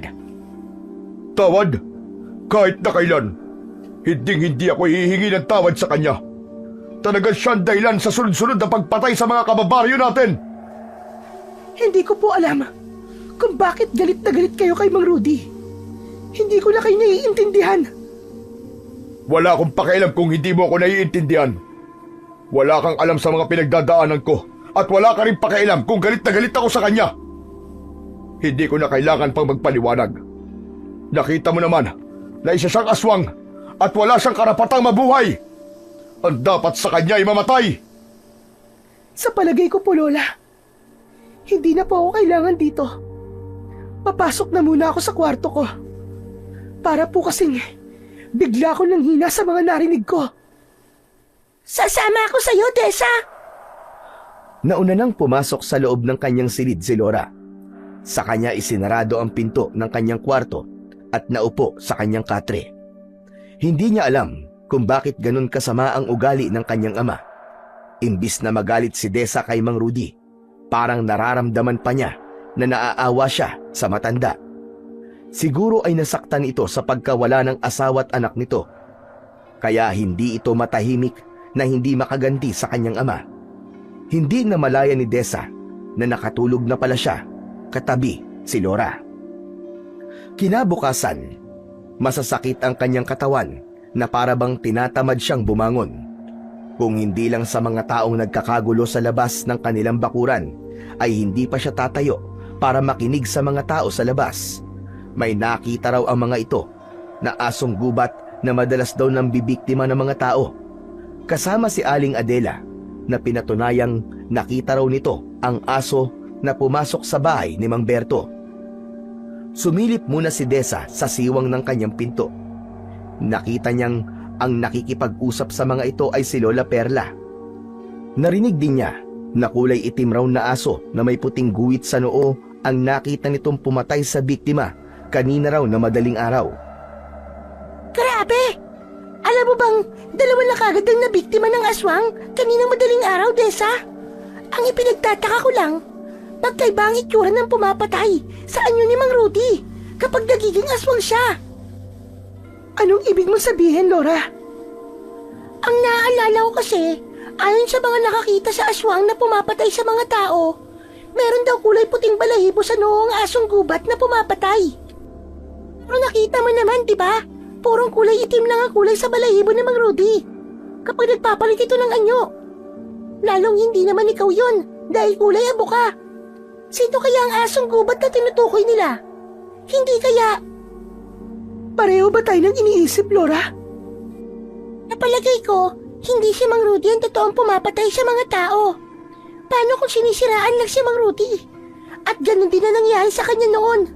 Nang gabi raw na sinunog ang bahay ni Mang Rudy. Bakit? May nalalaman ka ba sa totoong nangyari noon? 16 na taon na nakakalipas. Tamang-tama. At tayong dalawa lang ang nandito. Narinig ko lang naman ito dun sa babaeng si Aling Adela. Ang namatay raw niyang asawa ang nagkwento sa kanya. Kasi bago raw namatay ang asawa niya, ay meron daw itong ipinagtapat na lihim kay Aling Adela. Ano raw ang nangyari? Si Lola Perla at Mang Berto pala ang nanguna sa taong bayan para sunugin ang bahay ng pamilya ni Mang Rudy. Kung saan ay nagkataon naman, nakasisilang lang ng asawa ni Mang Rudy na si Aling Leti ng sanggol. Kawawa nga eh. Talaga nasiraan daw ng ulo si Mang Rudy nang masaksihan daw nito ang unti-unting pagkasunog ng bahay nila. Kahit ako, naramdaman ko rin ang bigat. Kaya may pinaghuhugutan talaga ng galit si Mang Rudy. Hindi na malaya ni Desa na tumutulo na pala ang luha niya sa kanyang mga mata. Pagkatapos niyang marinig ang mga sinabi ni Laura, parang naglaho ang galit niya kay Mang Rudy. Napalitan yun ng awa para sa nangyari sa pamilya nito. Kung sa kanya rin nangyari yun, baka ito rin ang ginawa niya, ang patayin ang mga taong pumatay sa pamilya niya. Kaya lang, lahat ng mga ebidensyang magtuturo na ito ang aswang na pumapatay sa mga kababaryo nila ay malayo sa totoong itsura ng aswang na totoong pumapatay. Tessa, hindi ko alam kung sino ang papanigan ko sa kanila. Pero ang simpatya ko ay na kay Mang Rudy. Kutob ko, biktima na siya ng taong makikinabang sa lahat ng ito. Ang taong nasa likod ng mga pagpatay ay ang aswang na may malaking mapapakinabangan kapag nawala si Mang Rudy. Sinasabi mo bang may isa pang aswang na bandukot? Oo, Laura, tama ka. At yun ang aalamin natin. Itatama natin ang mga nangyari noon. Buong maghapon na hindi kinausap ni Desa ang kanyang ama. Nagkulong lang siya sa kwarto. Masamang-masama pa rin ang loob niya dahil sa mga sinabi nito kagabi. Idagdag pa ang konsensya sa kanyang isip tungkol sa nalaman niya mula kay Laura. Pakiramdam niya ay isa siya sa mga naging dahilan kung bakit nawalan ng pamilya si Mang Rudy. Pagsapit ng 9:00 ng gabi, biglang naramdaman ni Desa ang pag-iinit ng kanyang singsing. Kaya't napabalikwas siya ng bangon. Sinulyapan niya si Laura na mahimbing nang natutulog sa kanyang tabi. Ginising niya ito dahil bigla niyang narinig ang malakas na kalabog sa silid ng kanyang ama. Laura! Laura, gising! Gumising ka saglit! Uminat-inat ng paa ang alaga niyang usa habang nakahiga ito. Pero napabalikwas din ito ng bangon nang mapansin nito ang lumiliwanag na singsing ni Desa, pati na ang mga balahibo sa katawan ni Laura. May aswang! Nasa paligid ng bahay ang aswang. Palatandaan ang kulay berdeng liwanag na nanggagaling sa singsing mo, Desa. Sa silid ni tatay, parang narinig kong may ingay na nanggagaling sa kwarto niya. Tara, samahan mo ko. Eka, Desa. Normal lang, di ba, na makarinig tayo ng kalabog sa loob ng kwarto ni Mamberto kasi gumagapag ito. Mainit na naman ang ulo, kaya nagwawala. Tara na, samahan mo na lang ako. Tignan natin. Maingat at magaan ang naging pagakbang ng paa ni Desa patungo sa pintuan. Hinawakan niya ang seradura ng kanyang pinto, saka dahan-dahang hinila yon pabukas. Sumilip na muna siya sa labas ng kanyang silid. Tahimik at walang tao, pero nakikita niya ang malamlam na liwanag ng buwan sa labas ng bintana ng balkonahe. Napansin niyang nakaawang ang pinto ng silid ng kanyang ama. Nilapitan niya ito habang naglalakad ng nakatingkayad. Kasunod si Laura na ginagaya siya sa pagakbang. Pagsilip niya sa silid ni Mang Rudy ay nanigas ang kanyang mga binti. Nakaawang ang kanyang bibig na hindi siya makapaniwala sa kanyang nakita. Hegrum, derum erum erum. Napataklob sa sariling bibig si Desa nang hindi napapansin ng kanyang ama na kanina pa siyang nakatayo sa likod ng pinto. Nakalimutan nitong isara ang pintuan, kaya't habang nagsasagawa ito ng ritual sa harap ng itim na ribulto at nakaluhod, malayang napagmasdan ng dalaga ang isang gawaing matagal nang itinatago sa kanya ng ama. Si Laura, na halos manlaki ang mga mata, ay hindi na rin nakapagsalita. Mula sa kanilang pinagtataguan, rinig na rinig ng dalaga ang paulit-ulit na pagbigkas ni Mang Berto ng isang orasyon, kasabay ng paghaplos nito ng kulay itim na langis sa buong katawan. Tessa, totoo ba itong nakikita natin? Si Mamberto, unti-unting tinutubuan ng mga balahibo sa katawan. Humahaba ang kanyang bibig at nagkakaroon siya ng buntot sa puwet. At ang kanyang tenga, tumatayo na mas mataas pa sa kanyang ulo. Diyos ko, Tessa, isang aswang. Isa ring aswang si Mamberto. Hindi na kinaya ni Desa ang eksenang nadatnan niya sa loob ng silid ni Mamberto. Ang katotohanang natuklasan ang nagpahagulgol ng iyak kay Desa. Napatakbo siya sa kanyang kwarto kasunod si Laura. Kaya bago pa man lumingon si Mamberto sa pintuan, ay nakaalis na ang magkaibigan. Napasubsob sa unan si Desa habang umiiyak. Tabihin mo, Laura. Hindi totoo nakita natin. Hindi si tatay ang aswang. Magsalita ka, Laura. Magsalita ka. Pasensya ka na, Tessa. Pero sa palagay ko, matagal na tayong niloloko ni Mamberto. Isa siyang aswang. Matagal na siya nagpapanggap na lumpo. Mas lalong lumakas ang hagulgol ng iyak ni Desa dahil sa narinig niya mula sa kaibigang usa. Nakita rin ng dalawa niyang mga mata ang itsura ni Mamberto kapag nasaan yung aso ito. Si Mamberto ang totoong pumapatay sa mga kababaryo natin dahil siya ang asong gubat na nakita ni Aling Adela. Pero nakapagtataka, bakit ibinibintang niya kay Mang Rudy? Ano kayang dahilan niya? Ewan ko, Laura. Naguguluhan ako. Narinig ng magkaibigan ang pagsara at pagbukas ng pintuan sa balkonahe, kaya't bigla silang nagkatinginan ni Laura. Susundan natin siya, Laura. Gusto kong makita ng dalawa kong mga mata ang gagawin niya ngayong gabi. Kailangan mailigtas natin ang magiging sunod niyang biktima. Pero mapanganib, Desa. Paano kung pagkaharap kayong dalawa, masasaktan niyo ang isa't isa? Kahit ama ko pa siya, Laura. Hindi ko palalampasin ang ginawa niya. Pipigilan ko siya. Pero paano si Lola Perla? Hindi ba natin sasabihin sa kanya? Hindi muna. Hanggat hindi pa ako sigurado. Tara na, Laura. Dito tayo dumaan sa bintana. Sa tulong ng mutya ng usa, matutulungan mo kung mahanap kung saan siya pupunta. Maingat na tumalon ang magkaibigan sa bintana.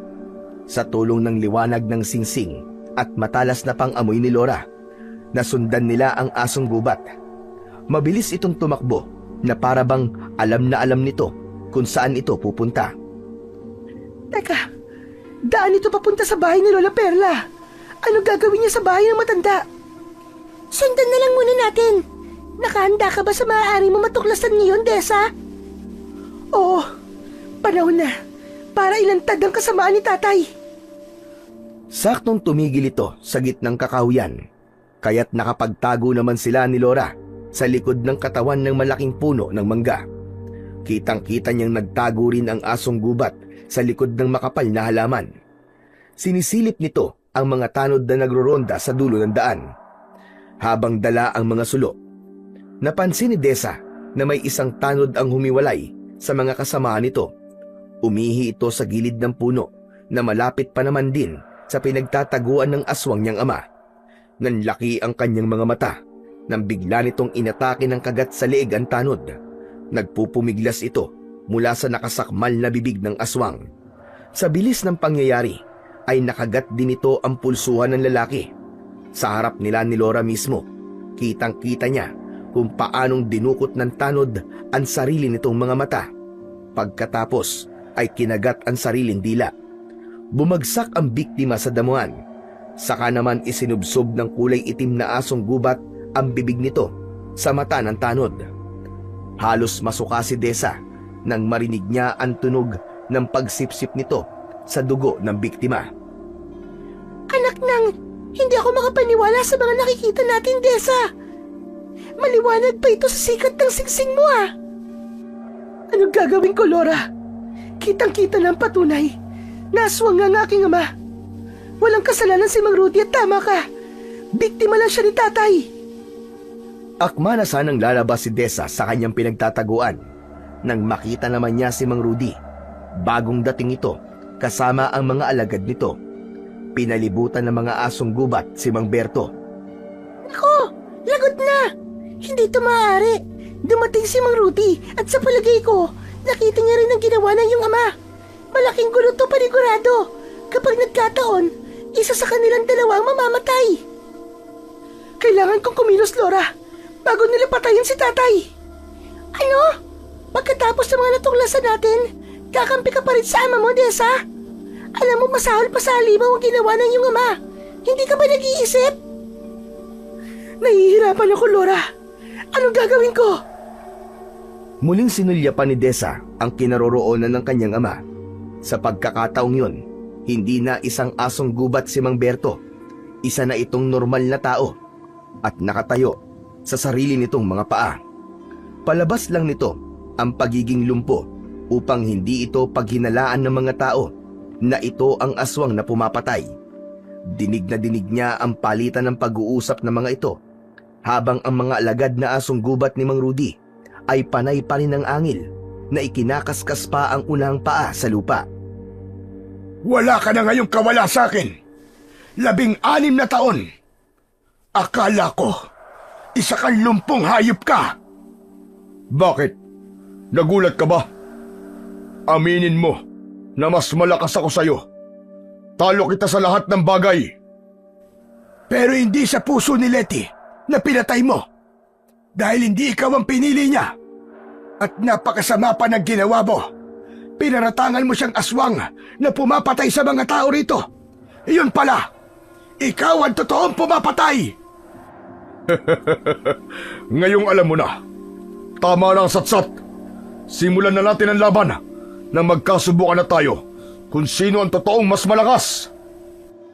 Kaagad na nagsalubungan ang dalawang lalaki. Sa gitna ng mga umaalulong na mga aso na puno ng ingay ang bawat pagpapalitan ng suntok ng dalawa. Sukatan ng lakas, ni walang gustong magpatalo hanggang sa nagbago ang anyo ng mga ito. Parang mga ordinaryong aso na nag-aaway sa nag-iisang babae. Palitan ng pagkagat sa katawan, maging sa pagbagsak sa lupa. Hindi gusto ni Desa na masaktan ng kanyang ama, kaya't sa pagsugod niya sa mga alagad ni Mang Rudy ay natigilan ang mga ito. Nang isa-isang atakihin ni Desa ng kagat ang mga aso. Si Laura naman ay nag-anyong asong gubat na rin at agad na sumugod sa mga kalaban. Sige Desa, patayin mo na siya! Hindi ako susunod sa utos mo. Halimaw ka. Nakita ko ang ginawa niyo. Kung ganun, papatayin mo ako. Talaga palang wala kang utang na loob. Manang-mana ka sa ina mo. Oo, nagmana ako sa nanay ko. Dahil hindi ko gugustuhin na sabihin na nagmana ako sa inyo. Abat, akala mo ba hindi kita kayang patayin? Alam ko yun. Dahil matagal niyo na akong pinahihirapan. Desa! Sa likod mo! Napalingon sa likuran si Desa at nagulat siya sa malakas na pagtama ng kamao ni Mang Rudy sa mukha niya. Pasadsad siyang bumagsak sa damuhan hanggang sa paanan ni Laura. Kaya ito naman ang umatake sa dalawa. Wala kang kakampihan sa kanila, Desa! Lahat sila'y kalaban! Tumayo ka! Lumabad ka! Halos hindi makapagsalita si Mang Rudy at Mang Berto nang unti-unting nagbago ng anyo si Desa. Isang malaking kulay abo na asong gubat ang itsura ng dalaga. Idagdag pa ang nakakasilaw na liwanag mula sa singsing ni Desa. Tila napapaso na natutumba sa damuhan ang dalawa. Sinamantala naman ni Desa ang pagkakataon na yon. Tig-isang kagat sa binti ang ginawa niya sa mga ito. Namimilipit sa sakit sina Mang Rudy at Mang Berto habang umaangil. Pareho silang nakaramdam ng paninigas ng katawan at hindi makatayo sa pagkakalugmok sa damuhan dahil sa epekto ng kapangyarihan ng isang aswang na bandukot. Desa, mag-iingat ka! Igapos mo ang katawan nila! Hindi na kailangan, Laura. Dahil kapag nasaan yung aso sila, Hindi nila magagawang dukutin ang kanilang mga mata at hindi nila makakain ng kanilang dila. Kaya lang, sa sandaling magbalik sila ng anyo sa pagiging tao, saka lamang magkakaroon ng epekto sa kanila ang aking kagat. Nagulat si Desa nang biglang dumating si Lola Perla. Hindi ito nagsalita. Pinatay nito gamit ng pana ang mga alagad ni Mang Rudy. Katulong niya si Laura sa pagpatay sa ibang mga asong natira. Pero malakas din ang kapangyarihan ni Mang Rudy dahil nakawala ito sa kapangyarihan ng dalaga. Tumayo si Mang Rudy bilang isang mabangis na aso para sana patayin si Mang Berto, pero humarang bigla si Desa at muli niya itong sinuntok sa muka. Bumagsak sa damuhan si Mang Rudy. Inagaw ni Desa ang hawak na pana ni Lola Perla para itutok niya yon sa muka ng aswang na bandukot. Ito na ang katapusan mo! Lalong-lalo ka na, Tay! Wala akong kinalaman sa naging away niyong dalawa. Pero ako nagdusa! Tessa, po ibaba mo ang pana! Baka mabitiwan mo ang tali! Kapag may hawak ng pana ay nagtataglay na mutya ng usa, mapapatay mo siya kahit isang beses lang na mapatamaan mo siya ng palaso! Wala akong pakialam! Ang dapat sa kanila ay mamatay! Akma na sanang bibitiwan ni Desa ang tali ng pana nang biglang sumigaw si Lola Perla at humarang ito sa harapan ni Mang Rudy. Huwag, Desa, huwag! Huwag mo siyang papatayin dahil siya ang ama mo! Huwag mong patayin si Rudy! Ama mo siya, Apo! Anak ka niya! Dahil sa mga narinig, ay parang huminto ang oras para kay Desa. Naghari ang katahimikan, dala ng matinding bugso ng damdamin. Napahagulgul siya ng iyak at nagbalik sa pagiging tao. Hindi totoo yan! Maniwala ka, Desa. Si Berto ang totoong pumapatay. Siya ang pumatay sa iyong ina. Sa kagustuhang magpaliwanag ni Mang Berto, nakalimutan itong may kagat ito ng aswang na bandukot sa binti. Masaya ba, Rudy? Pinahirapan ko ang anak mo ng matagal na panahon. Ilang segundo ang lumipas. Nanlalaki ang mga mata ni Mang Berto na pilit pinaglalabanan ang sariling katawan. Pagmasdan niyo ang parusa sa mga taong piniling maging masama.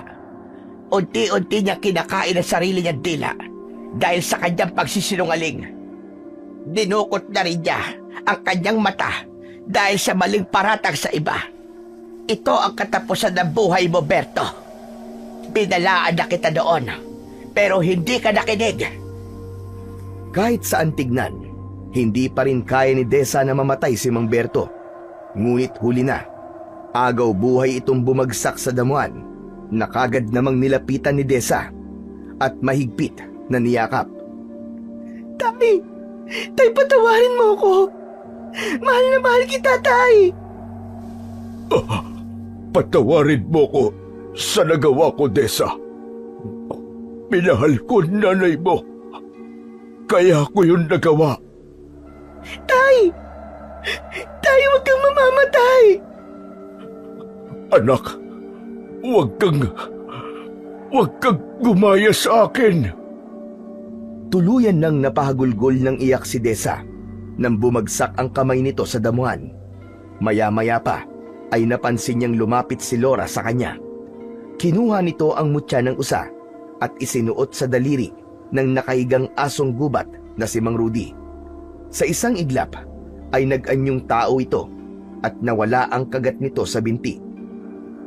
Si Rudy ang totoo nagmamay-ari sa mutya. At dahil anak ka niya, bago ito napunta kay Leti, ikaw talaga, Desa, ang tagapagmana ng mutya ng usa. Kayo po ang totoong tatay ko, Mang Rudy. Oo, anak. Anak ko. Diyos ko. Muntik pa kitang mapatay. Hindi ko alam na buhay ang anak ko. Diyos ko, patawarin niyo ako. Maraming salamat po. Patawarin niyo ako sa mga nagawa ko. Ito lang ang nagawa kong kabutihan sa inyong dalawa. Tuluyan nang nagyakap ang mag-ama habang hindi makapaniwalang muling nabuo ang kanilang pamilya. Si Laura ay biglang naging usa. Lumapit ito kay Lola Perla habang umiiyak. Punong-puno ng saya ang mukha ng matanda. Pagkatapos ay pinagmasdan nila ang mga nagkalat na dugo sa lupa ng mga aswang na bandukot bago nilisan ang lugar na yon ng magkakasama. Muling nagkasama ang mag-ama. Ilang araw pagkatapos mailibing ang katawan ni Mang Berto, ay nilisan ng mag-ama ang baryo. Kasama si Lola Perla at ang kanyang gabay mutya na si Laura. Walang nakaalam sa kung ano ang naging buhay ni Desa sa piling ng kanyang tunay na ama. Pero hanggang sa kasalukuyan, kilala si Desa bilang isang pinakahuling aswang na bandukot na nabuhay sa liblib na baryo ng Dulo. Taglay ang kapangyarihan ng mutya ng usa.